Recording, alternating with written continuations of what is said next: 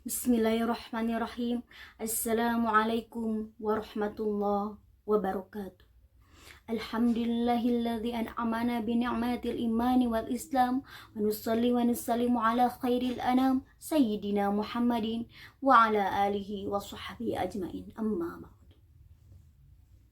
La ilaha illallah, la mawjuda illallah, la ilaha illallah, la ma'buda illallah, la ilaha illallah, la matsluba illallah, la ilaha illallah, la maqsuda illallah. Ilahi anta maqsudi wa ridhaka maqdubi adini mahabbatuka ma'rifataka ma'anka amadan. Faqala Allah Ta'ala fil Qur'anil Karim, a'udzu billahi minasyaitonir rajim. Bismillahirrahmanirrahim. Ya ayyuhalladzina amanu kutiba alaikumus siyamu kama kutiba alal ladzina min qablikum la'allakum tattaqun. Allah telah memerintahkan kepada kita selaku umat muslim untuk menunaikan ibadah puasa di bulan suci Ramadan.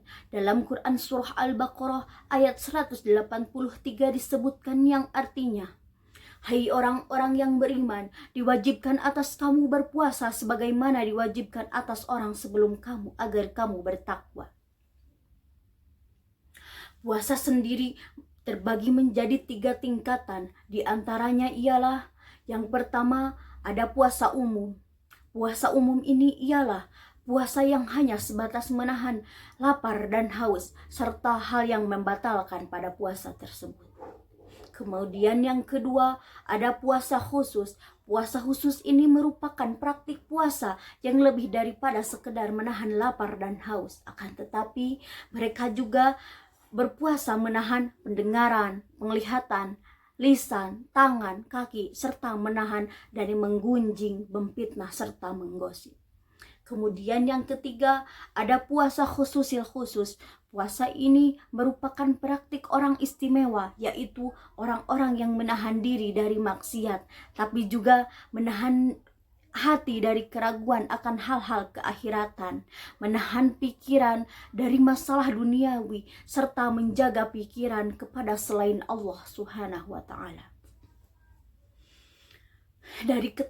Dari ketiga tingkatan tersebut, Allah memerintahkan kepada umat muslim untuk berpuasa khusus. Puasa sendiri menurut ilmu fikih ialah menahan diri dari lapar dan haus dari mulai terbit fajar sampai dengan terbenam matahari. Timbul pertanyaan, apakah kita cukup dengan puasa hanya menahan lapar dan haus saja? Jawabannya tentu saja tidak. Karena tujuan puasa itu sendiri ialah supaya kita menjadi orang-orang yang bertakwa. Dalam ayat tadi disebutkan, kama kutiba 'alal ladzina min qablikum la'allakum tattaqun. Dari penggalan ayat tersebut timbul lagi pertanyaan, apakah semua orang yang berpuasa itu akan mendapatkan derajat takwa? Jawabannya tentu saja tidak.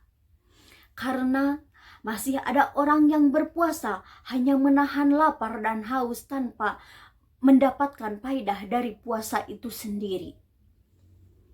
Contoh dari orang-orang yang tidak mendapatkan faedah tersebut ialah orang yang berpuasa akan tetapi masih menjalankan maksiat, orang yang berpuasa akan tetapi masih berbohong, orang yang berpuasa tapi masih suka menipu.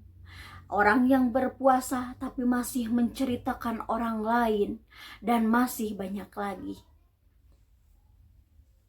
Hadirin sekalian, nah, puasa seperti itulah yang hanya menahan lapar dan haus saja. Atau puasa yang tidak mendapatkan faedah. Karena pada hakikatnya puasa ialah menahan hawa nafsu sebagaimana yang telah diriwayatkan oleh Abu Dawud yang artinya, barang siapa yang berpuasa tapi tidak meninggalkan ucapan buruk dan tidak meninggalkan pekerjaan buruk serta tidak meninggalkan kejahatan, maka Allah tidak butuh terhadap makan atau tidak minumnya orang tersebut. Jadi, supaya puasa kita berfaedah, maka kita harus berpuasa tidak hanya menahan lapar dan haus saja.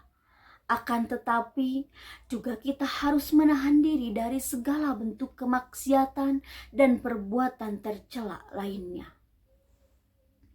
Supaya ibadah kita tidak berbuah kesia-siaan.